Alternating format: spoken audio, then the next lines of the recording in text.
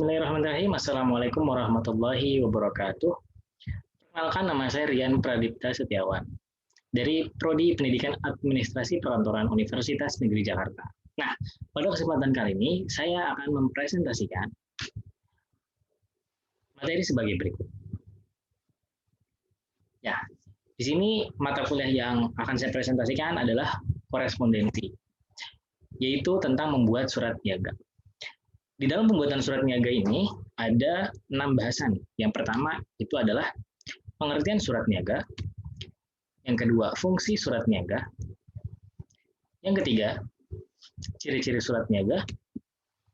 Yang keempat, ruang lingkup surat niaga. Dan yang kelima, syarat penulisan surat yang baik.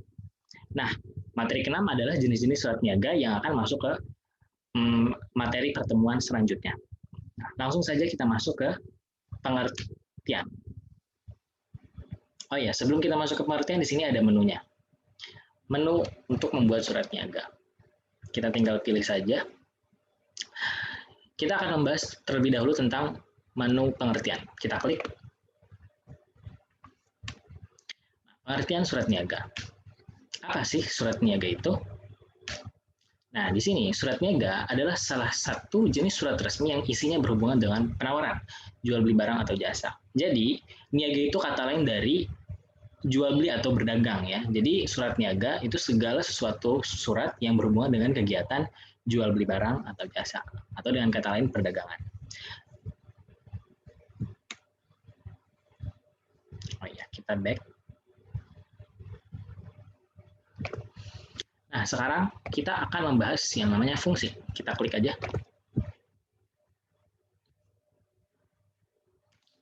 Fungsi surat niaga. Apa saja sih fungsi dari surat niaga itu?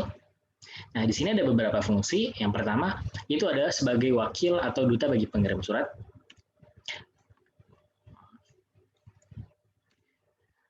Kemudian yang kedua, ada alat untuk menyampaikan pemberitahuan, permintaan atau permohonan, buah pikiran atau gagasan. Yang ketiga, alat bukti tertulis. Yang keempat, alat untuk mengingat. Yang kelima, sebagai bukti sejarah. Yang keenam, pedoman kerja. Dan terakhir, sebagai media promosi bagi pengirim surat. Kita kembali.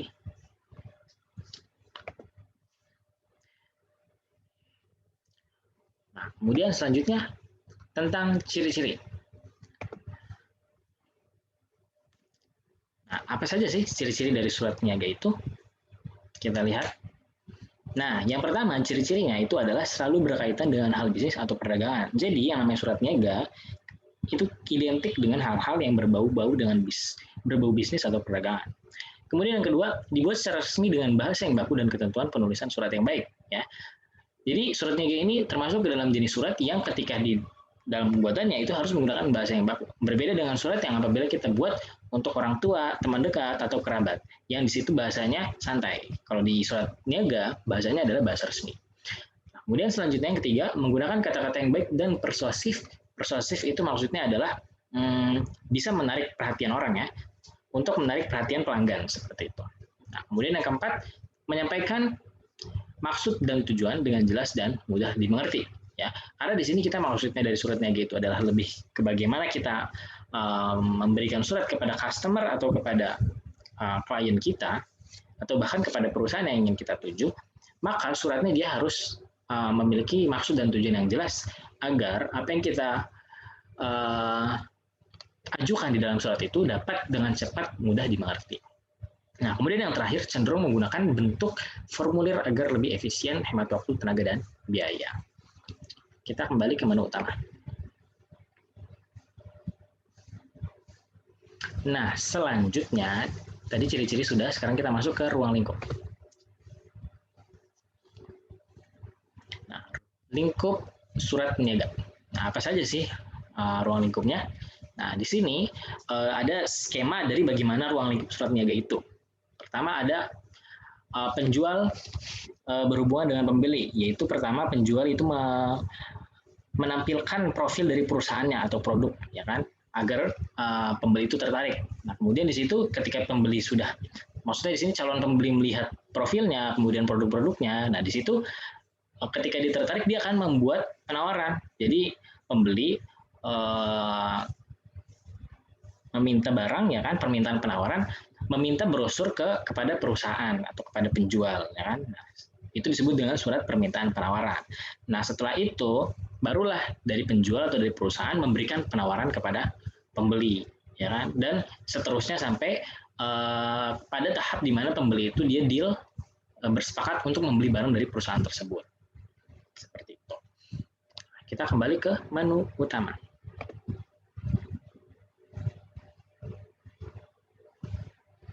Nah, tadi ruang lingkup sudah kita bahas. Nah, sekarang kita membahas yang namanya syarat. Kita klik saja. Syarat-syarat penulisan surat yang baik. Nah, dalam hal ini kita membahas surat niaga ya. Bagaimana sih syarat penulisan surat yang baik? Nah, kita next aja di sini, di tombol ini. Nah, pertama itu dia ditulis dengan teknik penyusunan yang benar. Nah, bagaimana sih teknik penyusunan yang benar itu? Nah, yang pertama, bagian-bagian surat itu harus berurutan sesuai dengan jenis surat yang akan dibuat. Ya, jadi tidak boleh rancu, dia harus berurutan.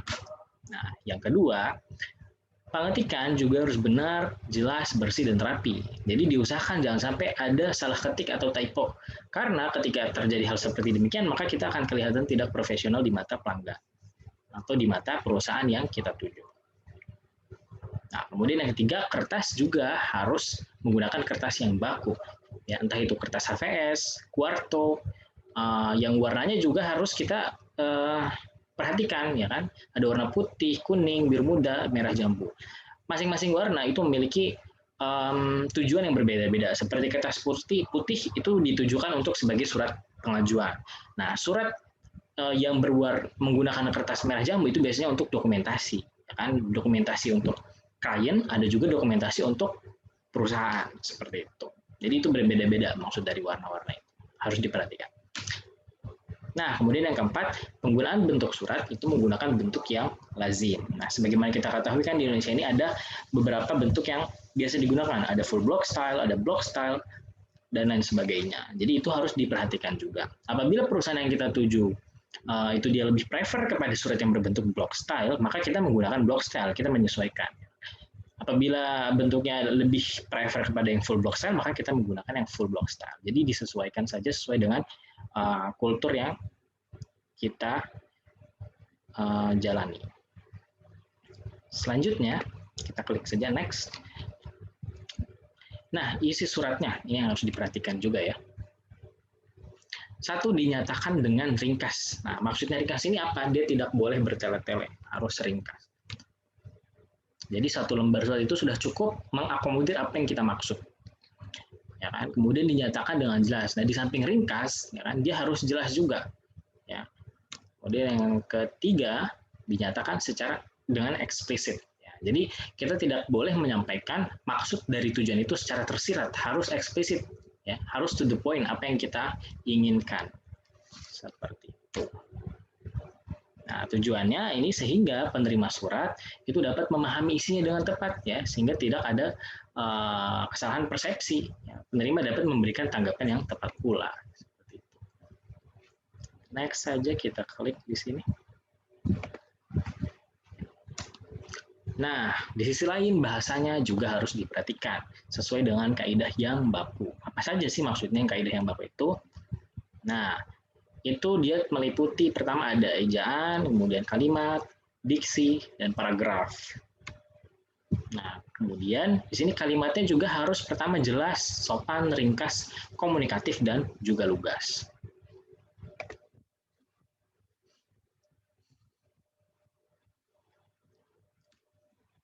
Nah, faktor pendukungnya yaitu memahami. Jadi kita harus memahami beberapa hal. Yang pertama, masalah yang akan dikemukakan. Ya, jadi misalkan kita membuat surat masalahnya atau konteksnya untuk menawarkan barang kepada pelanggan atau calon customer kita, maka kita harus memahami masalah itu. Apa-apa saja yang harus kita cantumkan di dalam surat ketika kita akan menawarkan barang kepada customer. Jadi kita harus menguasainya. Kemudian yang kedua, kita harus mengetahui dan memahami peraturan mengenai masalah tersebut. Ya, tentunya di dalam sebuah kegiatan usaha itu ada peraturan-peraturannya. Nah, surat yang dibuat itu tidak boleh melanggar peraturan-peraturan yang ada tadi. Kemudian posisi serta bidang penulis surat dan penerima surat itu juga harus kita pahami dengan baik, ya kan? Karena apabila kita tidak memahami posisi serta bidang itu, maka nanti surat itu tidak dikhawatirkan tidak akan sampai tepat pada orang atau instansi yang kita tuju. Sudah semua ini untuk bahasan mengenai syarat penulisan yang baik. Nah, di sini kita sudah selesai kepada bahasan bagaimana membuat surat niaga yang baik.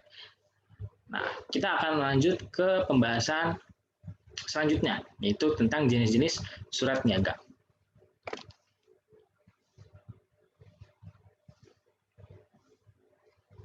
Nah, jenis-jenis surat niaga. Nah, di sini ada beberapa pilihan menunya juga. Nah, untuk pembahasan kali ini sebenarnya surat niaga itu jenis-jenisnya banyak sekali ya, ada sekitar 10 lebih. Namun karena keterbatasan waktu, maka di sini saya akan menjelaskan 4 saja, mulai dari surat perkenalan hingga surat pesanan. Lanjut saja kita langsung ke bagaimana penjelasan tentang surat perkenalan. Surat perkenalan itu biasa juga disebut dengan introduction letter. Ya. Nah, di dalam surat perkenalan, informasi utama yang harus disampaikan itu yang pertama ada nama dan alamat perusahaan lengkap dengan barang dan jasa yang dihasilkan atau diproduksi. Kemudian yang kedua, dokumen perusahaan dan rekomendasi dari beberapa perusahaan bonafit yang telah menggunakan produk dan jasa yang ditawarkan.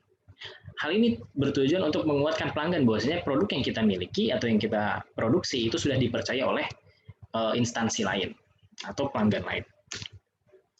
Nah, kemudian sekarang bagaimana sih cara menyusunnya surat perkenalan itu? Nah, pertama di dalam perihal itu kita cantumkan perkenalan, ya. Jadi perihalnya kita tulis perkenalan.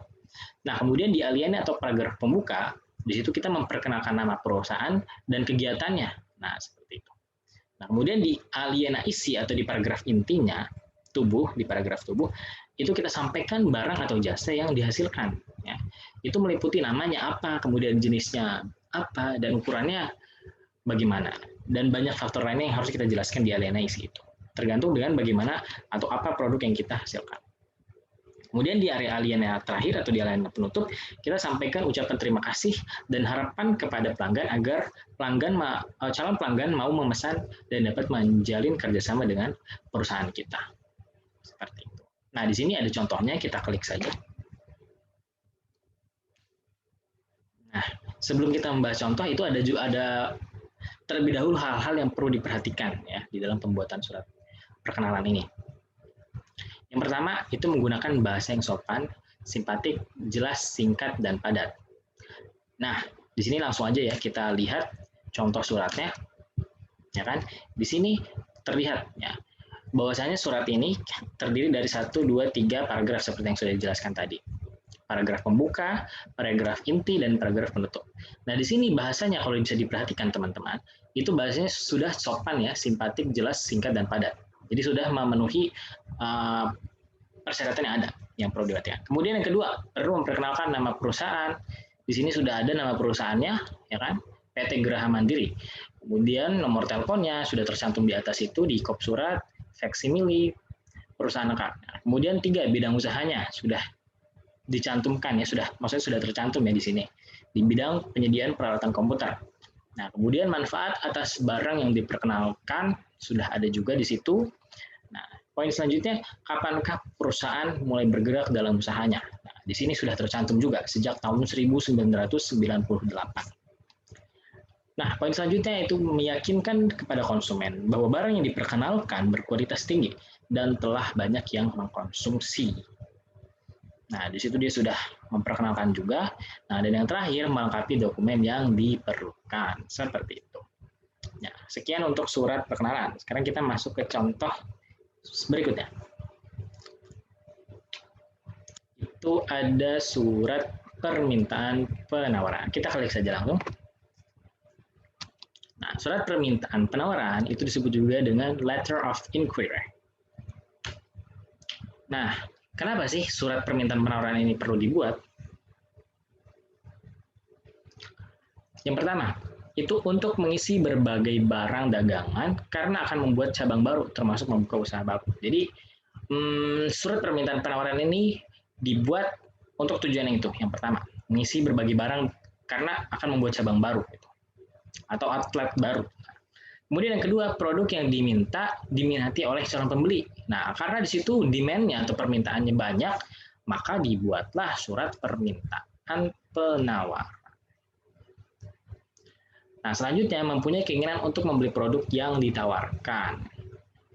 Jadi calon pembeli itu dia ada keinginan gitu untuk membeli produk dari suatu perusahaan. Nah, kemudian selanjutnya tertarik akan suatu hasil produk yang dipamerkan, digelarkan atau dilihat di showroom. Nah, misalkan kalau kita paling gampang kita temui itu contohnya di Jakarta ada Pekan Raya Jakarta. Nah, di situ biasanya ada beberapa produk yang entah kuliner, entah otomotif, mobil, motor yang dipamerkan di sana. Nah, ketika pelanggan tertarik, ketika melihat-lihat di sana, nah dia akan membuat yang namanya surat permintaan penawaran. Nah, selanjutnya tertarik dengan perkenalan yang disampaikan. Nah, perkenalan ini bisa dalam bentuk apa saja. Bisa dari SPG yang bekerja atau bertugas di showroom tersebut, atau bisa juga dari media-media yang ada. Misalkan dari internet kah, dari media sosial, atau mungkin dari televisi. Kita lihat aja. Oh, kemudian di sini ada cara menyusunnya. Nah, di sini hampir sama dengan surat perkenalan tadi, di perihal kita tulis yang namanya permintaan penawaran. Kan kalau di surat perkenalan kan kita tulis di sini surat perkenalan. Kalau di surat permintaan penawaran sesuai dengan judulnya kita tulis surat permintaan penawaran. Hal permintaan. Kemudian yang kedua di situ ada aliena pembuka, paragraf pembuka.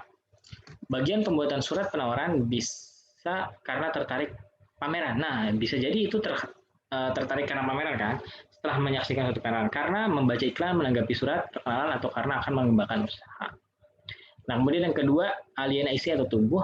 Nah, di situ dia harus dijelaskan kaitan antara isi dan pembuka. Ya kan? Yang misalkan yang di pembuka tadi ada tentang atau perihal pameran atau tentang iklan lah. Ya kan? Nah, di situ di aliena isinya, ya, si calon pembeli ini dia harus menjelaskan gitu kaitannya. Nah, bagian ini bersih permintaan keterangan akan barang atau jasa yang diinginkan, meliputi harganya, mutunya, jenis ukuran, keunggulan, bagaimana cara pembayarannya, ya kan, dan lain sebagainya. Nah, bisa juga tuh, biasanya kalau calon pelanggan itu meminta yang namanya brosur, agar mereka bisa lebih gampang untuk memilih-milih barang yang mereka inginkan. Nah, yang terakhir ada aliena penutup. Nah, di situ ucapan terima kasih harus diucapkan oleh si calon pembeli tadi, ya kan? Agar permintaannya itu tadi, permintaan penawaran itu, letter of inquiry-nya itu dapat segera dipenuhi, dapat segera dikirimkan kepada calon pelanggan tadi. Kemudian bisa juga disampaikan alasan, ya kan? Karena akan mempertimbangkan penawaran pihak lain. Jadi ini sebagai bentuk dorongan ya, agar pihak atau perusahaan yang kita kirimi surat itu dia segera mengirimkan sebelum kita kabur ke perusahaan lain seperti itu. Kita lihat saja langsung contohnya.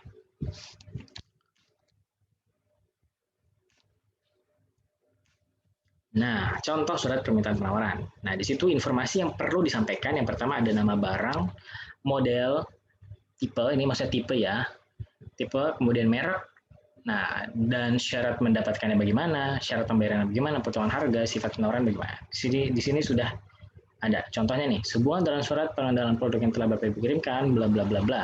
Ini menyangkut dengan ini tadi poin pertama. Nah, rincian barangnya apa segala ini mereka dari calon pembelinya itu meminta informasi tersebut.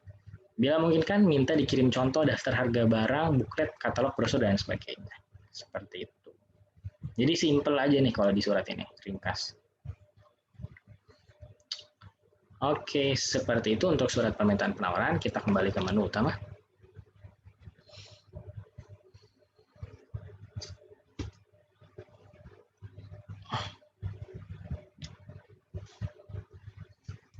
Nah, di sini ada yang namanya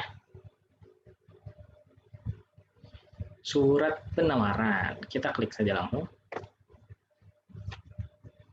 Surat penawaran itu biasa juga disebut dengan offer, ya. Nah, sifatnya itu ada 3, sifat penawaran. 3. Kita lihat saja langsung. Yang satu itu ada penawaran tetap, yang kedua penawaran bebas, yang ketiga penawaran dengan jangka waktu. Nah, kemudian alat-alatnya itu bermacam-macam alat penawaran. Bisa ada reklame, poster, spanduk, termasuk surat juga, dan lain-lain. Nah, cara menyusunnya bagaimana? Nah, di perihal itu dicantumkan penawaran. Nah, kemudian di aliena pembuka, itu berisi jawaban dari surat permintaan penawaran yang tadi sebelumnya. Sudah diterima, ya kan? Kemudian jangan lupa pula kita menyebut nomor dan tanggal suratnya yang sebelumnya dikirimkan oleh calon pembeli kita atau calon customer kita. Kemudian bisa juga kita cantumkan, ya kan? Kita berusaha untuk menawarkan produk yang baru, ya kan? Menginformasikan keunggulannya juga, ya kan? Dan keunggulan dari produk-produk lain yang semacam gitu, yang berbeda. Kemudian di aliena isi atau di paragraf intinya itu bisa terdiri atas beberapa aliena, ya kan? Tergantung dengan kebutuhan. Biasanya itu ya ada informasi tentang nama barang, kemudian harga satuan kualitas, kemudian cara pembayaran, ya kan? Uang muka, bagaimana cara memesannya, penyerahannya, serah terimanya bagaimana, dan lain sebagainya. Dan ini kalau di aliena ini terkadang juga dibuat dalam bentuk form, jadi agar lebih mudah dimengerti dan dipahami oleh calon pembeli. Nah, di bawahnya itu ada aliena atau paragraf penutup. Nah, bagian ini berisi ungkapan terima kasih, ya kan? Kemudian ungkapan harapan agar si calon pelanggan tadi segera melakukan pemesanan. Nah, di situ kita juga harus melampirkan tuh tadi yang diminta oleh pelanggan. Ada brosur, ya kan, leaflet, daftar harga, kemudian kalau bisa ada foto-foto produknya, kalau bisa juga ada majalahnya, kita lampirkan semua ke pelanggan, dan sebagainya.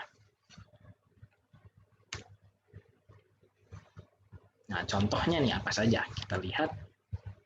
Contohnya apa saja? Maksudnya contohnya bagaimana? Nah, ini dia. Di sini ada contoh surat penawaran. Ya kan sudah saya seperti yang saya jelaskan sebelumnya itu dia bentuknya form ya. Jadi di situ ada 4 poin atau 4 barang yang dijelaskan. Nah, sekarang isi pokok dari surat penawaran itu apa aja sih? Nah, yang pertama ada nama, jenis dan kualitas barang.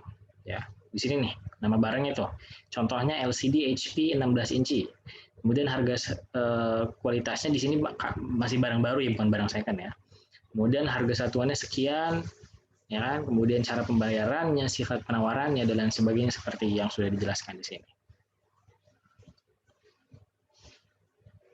Besar potongan, ya kan? Besar uang muka, alat angkutnya, jaminan, dan lain sebagainya. Ya. Apabila tidak bisa tercantum tadi info-info tambahan ya kan seperti cara pembayaran, terus diskonnya, uang mukanya itu biasanya dilampirkan. Terkadang dilampirkan di dokumen tambahan seperti itu. Nah, sekian untuk penjelasan tentang surat penawaran. Selanjutnya ada surat pemesanan. Nah, ini dia. Kita klik saja menunya. Surat pesanan. Surat pesanan itu juga disebut sebagai order atau purchase order atau PO atau pre-order. Kalau kita lebih sering nyebutnya pre-order ya. Purchase order. Nah, surat pesanan itu bisa juga disebut sebagai surat beli ya kan, karena di surat itu sudah menjelaskan bahwasanya pelanggan positif ingin membeli suatu barang atau produk.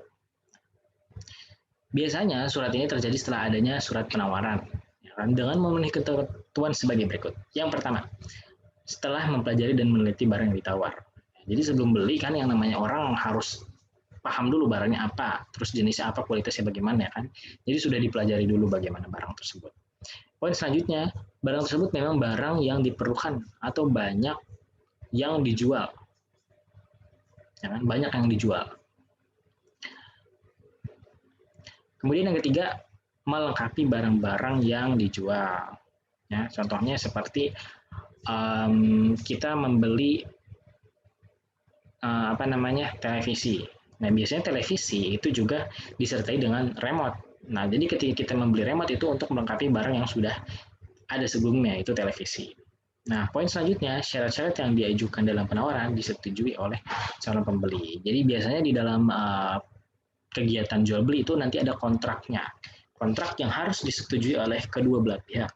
Entah itu pihak pembeli atau entah itu pihak penjual.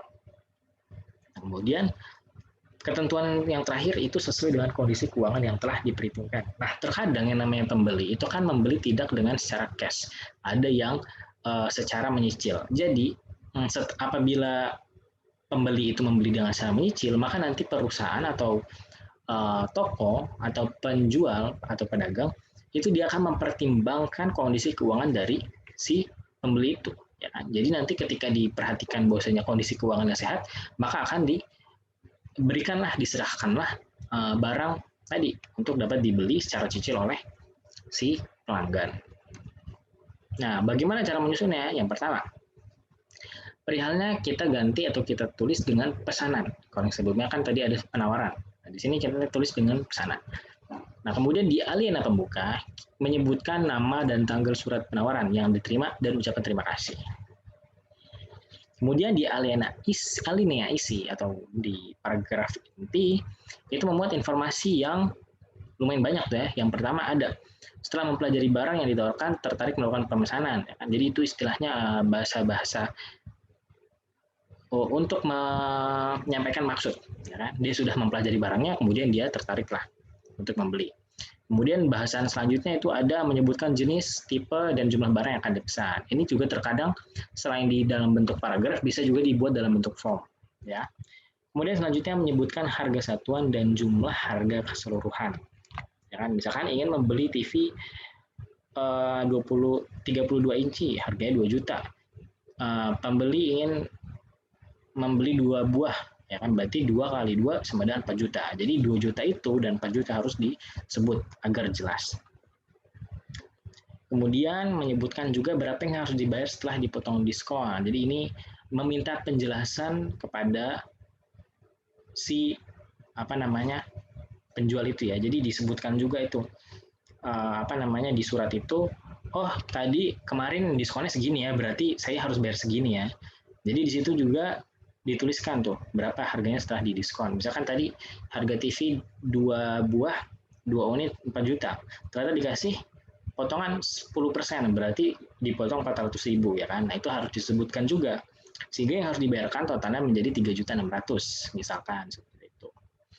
Kemudian uang muka yang telah dikirim dan pengirimannya. Nah, biasanya kan sebelum kita menerima barang itu harus dikirim dulu uang muka, ya kan? Misalkan 1 juta rupiah dan sisanya kita akan bayar secara lunas, secara tunai ketika barangnya sudah sampai di rumah. Kemudian menyebutkan jumlah sisa yang belum dibayar dan pelunasan kesanggupan pelunasan. Nah, di poin 6 ini apabila si pembeli itu membelinya dengan cara cicil. Kemudian yang ketujuh melampirkan kopi pembayaran uang muka, fotokopi maksudnya ya. Dan yang kedelapan menyampaikan harapan akan pengiriman barang agar bisa dilakukan secepatnya. Nah, kemudian di alinea penutup itu menyampaikan terima kasih dan harapan akan kiriman barang. Kemudian lampirannya itu bisa di fotokopi bukti setoran uang muka, ya kan biasanya juga kadang fotokopi KTP, kartu keluarga, dan lampiran-lampiran dokumen lainnya yang dibutuhkan oleh penjual sebagai persyaratan pembelian. Biasanya seperti itu. Nah, kemudian di sini ada contohnya, contoh surat pesanan. Nah, hal-hal yang dicantumkan dalam surat pesanan antara lain di situ kan ya. Yang pertama menyebutkan nama barang dan jumlahnya, sudah tuh dalam bentuk form. Laptop LCD HP 16 inci, kemudian LCD Acer 16 inci, dan lain sebagainya. Kemudian menyebutkan harga satuan dan jumlah. Nah, di situ juga disebutkan. Selanjutnya menyebutkan jumlah terbayar setelah dipotong diskon. Nah, kan di situ diskonnya 10%, berarti diskonnya dari harga total 26.700.000, diskonnya 2.600.000 seperti itu. Kemudian menyebutkan jumlah uang muka yang telah dikirim dan pengiriman. Nah, selanjutnya kesanggupan pelunasan sisanya. Di situ dijelaskan dalam bentuk paragraf. Kemudian kapan barang yang harus diterima, berikut cara pembungkusan dan alat angkutnya. Nah, itu saja tuh yang harus dicantumkan di dalam surat pesanan. Ya, kita kembali ke menu utama. Nah, rupanya di sini semua pembahasan tentang surat perkenalan, mulai dari surat perkenalan sampai pesanan sudah semua ya. Berarti sekian presentasi dari materi pembuatan surat niaga ini dari saya. Terima kasih banyak atas perhatiannya. Apabila ada kekurangan, mohon dimaafkan. Billahi taufiq wal hidayah. Wassalamualaikum warahmatullahi wabarakatuh.